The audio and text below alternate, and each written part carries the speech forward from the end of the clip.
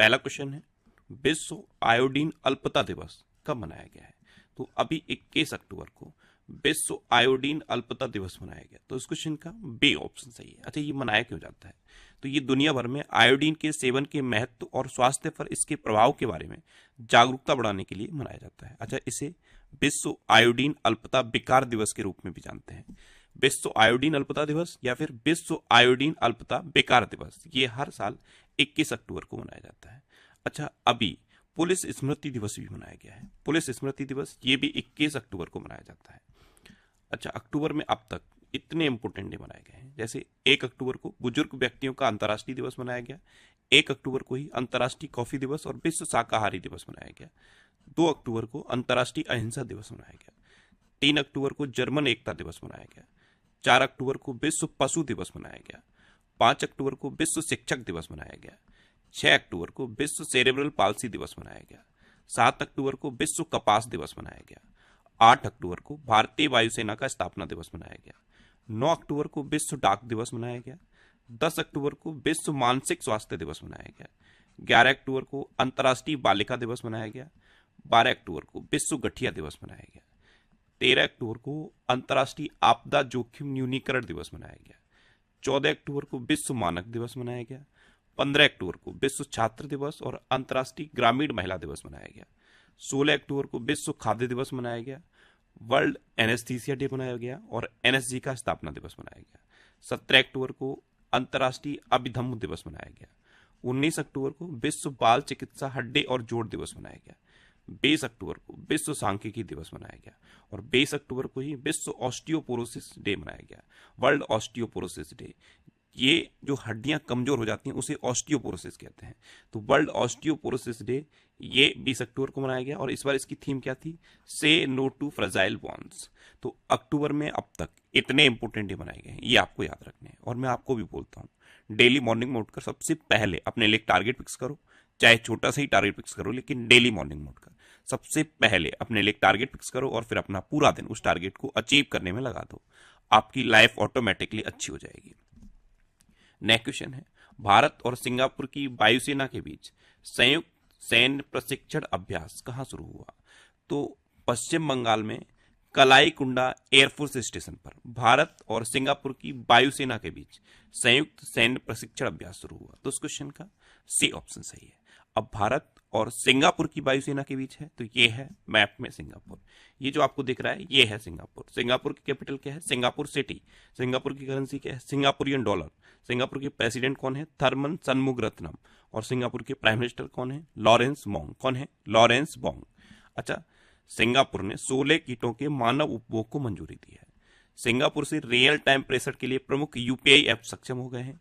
Handle passport index 2024 में Singapore top पर रहा था और भारत 82वें नंबर पर रहा था। सिंगापुर का जो चांगी हवाई अड्डा है इसे विश्व का सर्वश्रेष्ठ हवाई अड्डे का खिताब मिला। भारतीय मूल के थरमन शनमुगरत्नम ये सिंगापुर के राष्ट्रपति बने हैं।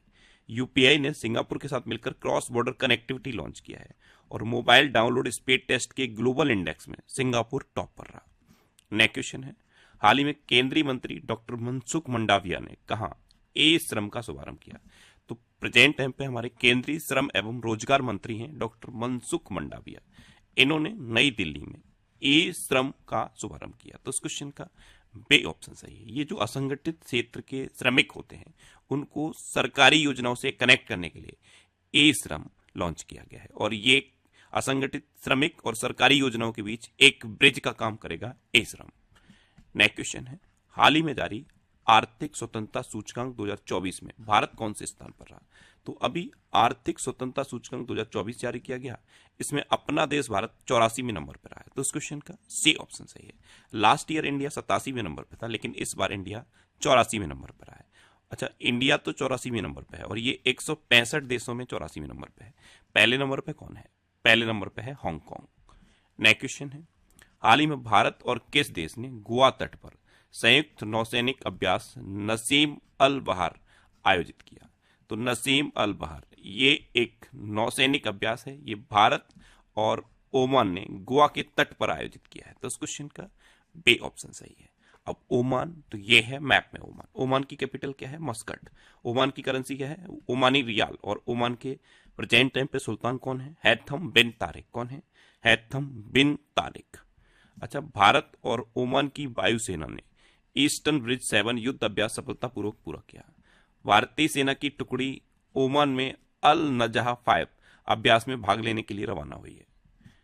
नेक्स्ट क्वेश्चन है, किसे इंडियन चैम्बर ऑफ कॉमर्स का अध्यक्ष नियुक्त किया गया? तो अभ्युदय जिंदल को इंडियन चैम्बर ऑफ कॉमर्स का अध्यक्ष नियुक्त किया गया। तो इस क्वेश्चन का सी ऑप्शन सही है। ये है अभ्युदय जिंदल और इन्हीं को इंडियन चैम्बर ऑफ कॉमर्स का अध्यक्ष नियुक्त किया गया है। अच्छा, जेएसडब्ल्यू स्पोर्ट्स ने सौरभ गांगुली को नया क्रिकेट निदेशक बनाया है। अनिल कुमार गुप्त ये एआई के सदस्य योजना नियुक्त हुए हैं। अनिल कुमार गुप्त या अनिल कुमार गुप्ता, दोनों चीजें आपको लिखी दिखेंगी। ये एयरपोर्ट अथॉरिटी ऑफ इंडिया के सदस्य योजना नियुक्त हुए। टाटा ट्रस्ट का अध्यक्ष नोएल टाटा को नियुक्त किया गया। अनुराग जैन को मध्य प्रदेश का नया मुख्य सचिव नियुक्त किया गया। जस्टिस समीम अहमद ने मद्रास उच्च न्यायालय के न्यायाधीश के रूप में शपथ ली। एसपी धारकर अगले वायुसेना उप प्रमुख नियुक्त हुए। जस्टिस सुरेश कुमार कैत ये मध्य प्रदेश के हाई कोर्ट के चीफ जस्टिस बने हैं। और जस्टिस मनमोहन ने दिल्ली उच्च न्यायालय के मुख्य न्यायाधीश के रूप में शपथ ली है। नेक्स्ट क्वेश्चन है, हाल ही में टेस्ट क्रिकेट में सबसे कम गेंद में 300 विकेट लेने वाले गेंदबाज कौन बने? तो ये हैं कागिसो रबाडा। ये टेस्ट क्रिकेट में सबसे कम गेंदों में 300 विकेट लेने वाले गेंदबाज बने हैं। तो इस क्वेश्चन का बी ऑप्शन सही है। ये हैं कागिसो रबाडा। नेक्स्ट क्वेश्चन है, हाल ही में दीपिका कुमारी ने तीरंदाजी विश्व कप में कौन सा पदक जीता है? तो ये हैं दीपिका कुमारी और इन्होंने अभी तीरंदाजी विश्व कप में रजत पदक जीता। तो इस क्वेश्चन का सी ऑप्शन सही है। नेक्स्ट क्वेश्चन है, हाल ही में किसने आईसीसी महिला टी20 वर्ल्ड कप जीता? तो ये न्यूजीलैंड ने जीता है और दक्षिण अफ्रीका को हराकर जीता। तो इस क्वेश्चन का बी ऑप्शन सही है। और ये पहली बार है जब न्यूजीलैंड की महिला टीम ने आईसीसी महिला टी20 वर्ल्ड कप जीता है। अच्छा, ये हुआ कहां पे था? ये दुबई में हुआ। अब न्यूजीलैंड, तो ये है मैप में न्यूजीलैंड। न्यूजीलैंड की कैपिटल क्या है? वेलिंगटन। न्यूजीलैंड की करेंसी क्या है? New Zealand dollar. और न्यूजीलैंड के प्रेजेंट टाइम पे प्राइम मिनिस्टर कौन है? Christopher Luxon. आप ऑस्ट्रेलिया तो मैप में जानते हो, ऑस्ट्रेलिया के पास में ही है ये न्यूजीलैंड। अच्छा, न्यूजीलैंड एक द्वीपीय देश है जो दक्षिण प्रशांत महासागर में स्थित है। यह पृथ्वी पर सबसे दूरस्थ बसे हुए क्षेत्रों में से एक है। यह एकमात्र देश है जहां उड़ने में असमर्थ पक्षी कीवी पाया जाता है, इसीलिए तो न्यूजीलैंड की टीम को कीवी कहते हैं। अच्छा, 1953 में माउंट एवरेस्ट पर चढ़ने वाले दुनिया के पहले व्यक्ति एडमंड हिलेरी ये न्यूजीलैंड के थे। न्यूजीलैंड की मूल आबादी माओरी है। न्यूजीलैंड को 1947 में यूनाइटेड किंगडम से आजादी मिली और ये राष्ट्रमंडल का हिस्सा है। और यूनाइटेड किंगडम का सम्राट न्यूजीलैंड के राजा का प्रमुख है और इसका प्रतिनिधित्व गवर्नर जनरल द्वारा किया जाता है। इतना आप न्यूजीलैंड के बारे में एडिशनल इंफॉर्मेशन याद रखिए। नेक्स्ट क्वेश्चन है, हाल ही में किस राज्य के मुख्यमंत्री ने मिशन वसुंधरा 3.0 लॉन्च किया? तो ये असम के चीफ मिनिस्टर ने लॉन्च किया। तो इस क्वेश्चन का सी ऑप्शन सही है। असम में भूमि अधिकार प्रदान करने के लिए ये मिशन वसुंधरा 3.0 लॉन्च किया गया है। अब असम, तो ये है मैप में असम। असम की कैपिटल क्या है? दिसपुर। असम के चीफ मिनिस्टर हैं हेमंता बिस्वा शर्मा और असम के गवर्नर कौन है? लक्ष्मण आचार्य। अच्छा, असम में अभी कट्टी बिहू त्योहार मनाया गया। असम सरकार ने आधार कार्ड के लिए एनआरसी रसीद संख्या को अनिवार्य कर दिया है। असम में पहली बार आधिकारिक तौर पर मिथुन का पंजीकरण किया गया। असम में लव जिहाद के दोषी को उम्र कैद की सजा दी जाएगी। टाटा की सेमीकंडक्टर इकाई का निर्माण कार्य मोरेगांव असम में शुरू हुआ। असम के मोएदम को यूनेस्को का विश्व धरोहर सूची में शामिल किया गया। अच्छा, असम में न्याय प्रदान करने के लिए पहली गवाह संरक्षण योजना शुरू की गई। और असम में बाढ़ राहत शिविरों में बच्चों के लिए school in a box kit दी जाएगी। असम में काजीरंगा नेशनल पार्क है और काजीरंगा नेशनल पार्क अभी इंपोर्टेंट है। क्यों? क्योंकि ये भारत का तितली का दूसरा सबसे बड़ा विविधता केंद्र घोषित हुआ है। पहले नंबर पर नामदफा है और दूसरे नंबर पर अब काजीरंगा नेशनल पार्क है। और काजीरंगा नेशनल पार्क वैसे भी इंपोर्टेंट है क्योंकि ये एक सींग वाले गैंडे के लिए फेमस है और ये देश का इकलौता ऐसा नेशनल पार्क है जो सैटेलाइट फोन से कनेक्ट हो चुका है। अच्छा, असम में मानस, ओरंग, डिब्रू सैखोवा, रायमोना और डेंगपटकई नेशनल पार्क भी है। असम में कट्टीबिहू, बगरुम्बा, भोरताल और झुमर ये लोक नृत्य मनाए जाते हैं। नेक्स्ट क्वेश्चन है, भारतीय सेना की सुदर्शन चक्र कोर ने कहा स्वावलंबन शक्ति अभ्यास आयोजित किया? तो ये झांसी के पास में है ववेना फायरिंग रेंज। यहाँ पे भारतीय सेना की सुदर्शन चक्र कोर ने स्वावलंबन शक्ति अभ्यास आयोजित किया। तो उस क्वेश्चन का बी ऑप्शन सही है। नेक्स्ट क्वेश्चन है, किस देश के प्रधानमंत्री भारत की आधिकारिक यात्रा पर आए हैं?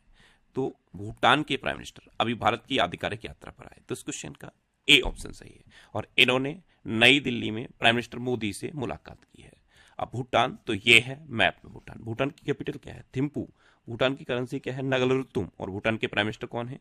तसेरिंग टॉपके। और यही भारत आए हैं। नेक्स्ट क्वेश्चन है, किस देश के राष्ट्रपति ने अपने देश में यूपीआई शुरू करने का निर्णय लिया? तो आपको पता है मालदीव के राष्ट्रपति अभी भारत आए थे, मोहम्मद मोइज्जू, और अब इन्होंने मालदीव में यूपीआई शुरू करने का निर्णय लिया है। तो इस क्वेश्चन का बी ऑप्शन सही है।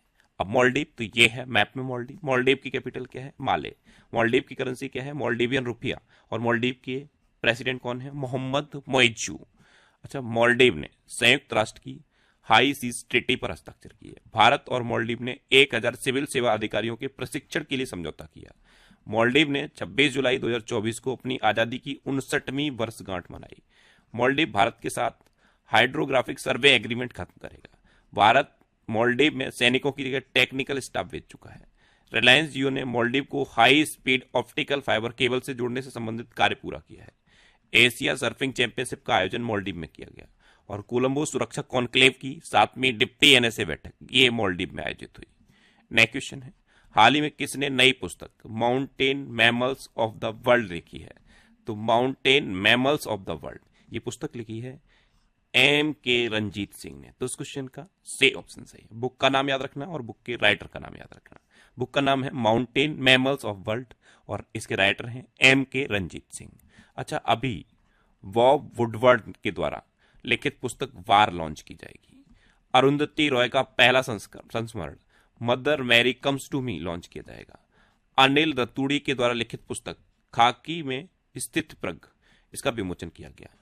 डेके हरि और डेके हेमा हरि के द्वारा लिखित पुस्तक तमिल गाम में श्री राम एक अविभाज्य बंधन का विमोचन किया गया।